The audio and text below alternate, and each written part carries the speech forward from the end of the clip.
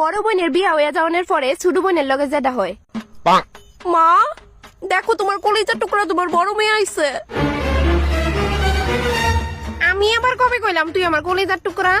আর আমার আগে একটা কল করবি তো নাকি তা? আমি তোমার সারপ্রাইজ দিতে আসছিলাম তাই কল করছি না। আচ্ছা জামাই কই? হ্যাঁ আইছে না, হ্যাঁ বলে অফিসে জরুরি কাজ আছে। তাহলে তোর শাশুড়িরে নিয়ে এলি না কে রে? কে রে আমি যাইছি তোমার খুশি লাগতেছে না নাকি তা? তোর পাগলি একটা মা কি কোনোদিন খুশি না হইয়া পারে? আচ্ছা মা ছুটকে কই? তাই স্নানে গেছে। বাবা এত তাড়াতাড়ি স্নান?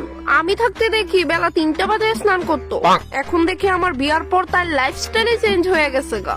তাই তখন আস্তে আস্তে বড় হইতাছে না, নিজেরটা নিজে এখন ভালোই বুঝে। তাই তা বললা সকাল 10টায় স্নান? আচ্ছা বেশি চেঞ্জ হয়ে গেছে আমার বিয়ের পরে। আচ্ছা কহ তোর জামাই শ্বশুর বাড়ির লোকজন তারা কেমন আছে?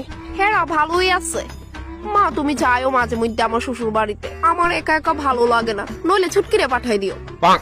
ছুটকির পড়াশোনা আছে, তাই যদি তোর শ্বশুর বাড়িতে যাও গিয়ে আয়া পড়তে লাগবো। তাই হ্যাঁ মা কোনো অসুবিধা নাই, ধরো না তাই যেদিন যাইবো আমার শ্বশুর বাড়িতে তুমি আমার আগের দিন একটা কল কইরা রেখা দিও, নইলে ওই দিন আমি ওই বাড়ির কোনো কাজ করতাম না, তাই গিয়ে আমার হেল্প কইরা দিব।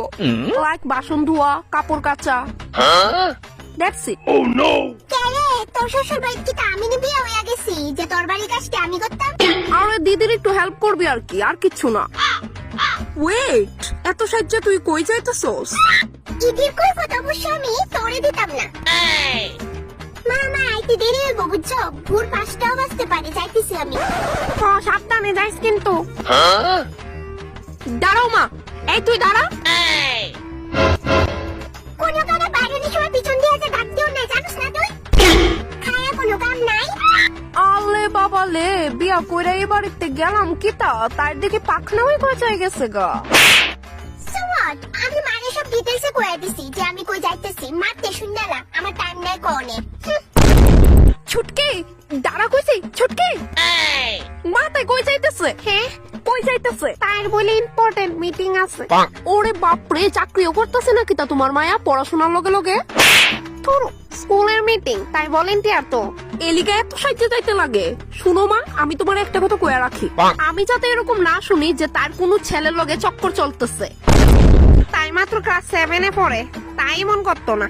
আরে মা এখনকার জেনারেশনটাই ওরকম, তাই লাভ ম্যারেজ কিন্তু তুমি একদমই অ্যাকসেপ্ট করবা না, তাই অ্যারেঞ্জ ম্যারেজ হইব। এটা আমি কইয়া রাখলাম। তুই দেখি লাভ ম্যারেজ করলি এলিগো তো কইতেছি মা, ওইখানে তারা আমার জানো কত টর্চার করে, আমি অনেক সাফার করতেছি মা। হ্যাঁ আমার লগে ঝগড়া করে, শাশুড়ি